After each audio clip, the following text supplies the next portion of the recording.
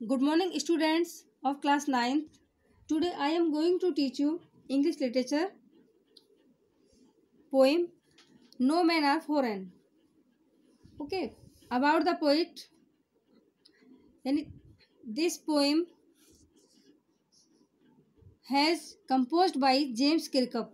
Okay, about the poet. James Harold Kirkup was an English poet.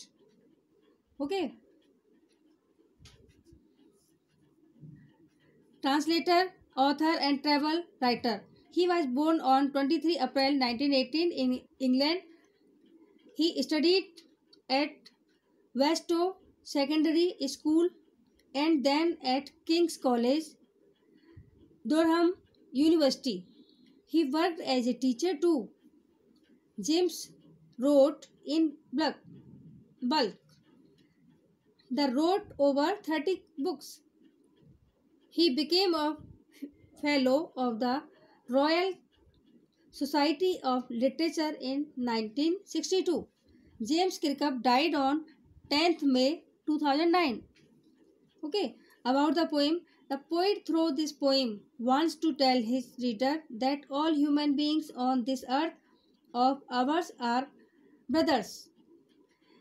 All have bodies like others. They share the sun, the air and the water. We live on the same earth and lie buried in the same soil.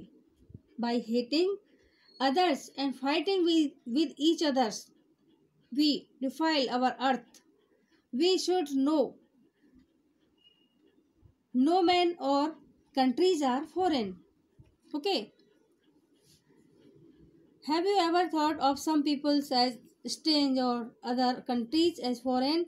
We have many ways of thinking other people as different from us as them. They may belong to a different country or speak different language. In this poem, however, the poet reminds us the many ways in which we are all the same, for we are all human. Okay. Remember, no men are strange, no country is foreign. Beneath all uniforms, a single body breathes like ours. The land our brothers walk upon is earth like this in which we all shall lie. Okay यानी ये जो poet हैं, जो कवि हैं, वो बताते हैं कि नो मैन आर फॉरेन, यानी कविता में कवि हमसे कहते हैं कि लोगों को बाहरी रूप, रंग, धर्म, क्षेत्र इत्यादि के आधार पर नहीं देखना चाहिए. समस्त संसार के लोग आपस में भाई भाई हैं. ओके. और सभी लोग समान रूप से जन्म लेते हैं, कपड़े पहनते हैं, खाना खाते हैं, अंत में मृत्यु को प्राप्त करते हैं तथा इसी धरती में दफनाए जाते हैं. हम सभी के शारीरिक अंग समान हैं, लेकिन हमने ही आपस में झगड़कर और विद्वेष फैलाकर पृथ्वी की समरसता है उसको खराब कर दिया है. और इस कविता में कवि ने बताया है, कविता का सार ये है कि यह कविता नो मैन आर फॉरेन, कि कोई भी आदमी विदेशी नहीं है. ये कहते हैं कि सभी मानव समान हैं. इस कविता में कवि कहता है कि पृथ्वी के सभी मानव एक दूसरे के भाई हैं तथा समान हैं. हम सभी को धूप, हवा, पानी और शरीर को ढकने के लिए कपड़े की आवश्यकता पड़ती है. सभी एक ही तरह की धरती पर चलते हैं. खेतों से हमें भोजन मिलता है तथा मृत्यु के पश्चात हम एक समान रूप से एक ही जमीन में दफन किए जाते हैं. हम समान कार्य करते हैं. हम सब पृथ्वी पर सोते हैं, उठते हैं, जगते हैं, एक दूसरे से प्यार करते हैं तथा दूसरे से प्यार की अपेक्षा रखते हैं. हम एक दूसरे से घृणा करते हैं. एक दूसरे से झगड़ा करके हम पृथ्वी की समरसता को नष्ट करते हैं. हम ही उस वायु को प्रदूषित करते हैं जिसके कारण हम एक साथ सांस ले पाते हैं. वायु को प्रदूषित करने के क्रम में हम इस बात का ध्यान नहीं रखते कि इसका दूसरे लोगों पर बुरा प्रभाव पड़ेगा. ओके.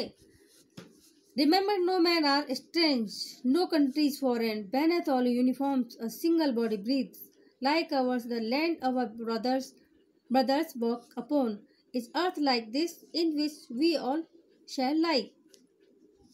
यानी कवि कहते हैं याद रखिए कोई भी व्यक्ति अजनबी नहीं होता, ओके, और कोई भी देश विदेशी नहीं होता।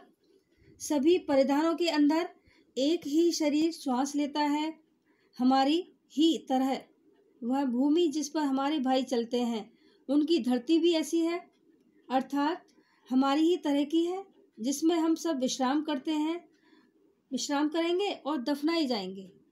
Okay, second stanza, they too aware of sun and air and water are fed by peaceful harvests by what's long winter starved.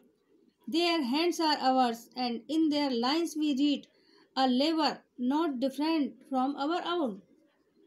Okay, यानी कवि इन पंक्तियों में कहते हैं, कवि कहते हैं कि उन्हें अन्य देशवासियों को भी सूर्य, हवा और जल का भान है, यानी और ये भी शांत फसलों द्वारा पोषित होते हैं, वो भी फसलों द्वारा पोषित होते हैं। और युद्ध के लंबे शांति में, यानी जो युद्ध होते हैं उनके लंबे शीत में भूखे मरते हैं। उनके हाथ हमारे हाथ जैसे हैं, उनके हाथों की रेखाओं में हम सब की एक जैसी हैं, सभी मेहनत करते हैं और जो हमारे स्वयं के श्रम से भिन्न है। Okay, next stanza, Remember, they have eyes like ours that wake or sleep and stand, that can be won by love. In every land is common life that all can recognize and understand. Okay, याद रखिए उनकी भी हमारे जैसी आँखें हैं जो जागती हैं या सोती हैं, और शक्ति भी हमारे जैसी है जिसे प्रेम से जीता जा सकता है। हर भूभाग पर उभय जीवन है जिसे सब पहचान सकते हैं तथा समझ सकते हैं। Okay, let us remember whenever we are told to hate our brothers it is our self that we shall despise betray condemn common. Remember we also take arms against each other. Okay, यानी कभी कहते हैं हमें याद रखना चाहिए कि जब कभी भी हमें अपने बंधुओं से घृणा करने को कहा जाता है वह हम स्वयं ही होते हैं, जिसे हम स्वयं से वंचित करेंगे, छलेंगे, निंदित करेंगे। स्मरण रखें हमें जो एक दूसरे के विरुद्ध अस्त्र शस्त्र उठाते हैं, यानी हमें हमेशा स्मरण रखना चाहिए कि हम एक दूसरे के खिलाफ अस्त्र शस्त्र उठाते हैं, अर्थात एक दूसरे से लड़ते हैं।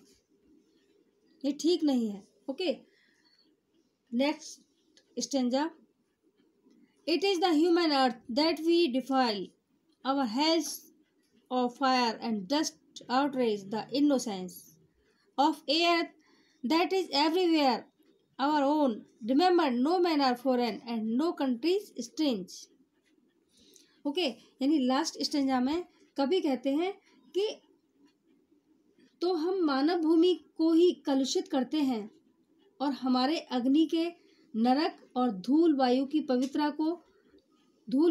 जो पवित्रता है उसको भी भंग करते हैं, जो कि वो वायु सर्वत्र हमारी स्वयं की है। याद रखिए कि कोई भी व्यक्ति विदेशी नहीं है और कोई भी देश अनजान नहीं है। ओके, हम सभी एक हैं। Okay students, is that clear? Thank you students, that's it for today. I hope you enjoyed my class. Similarly, you have to do all the questions and exercise. All the best.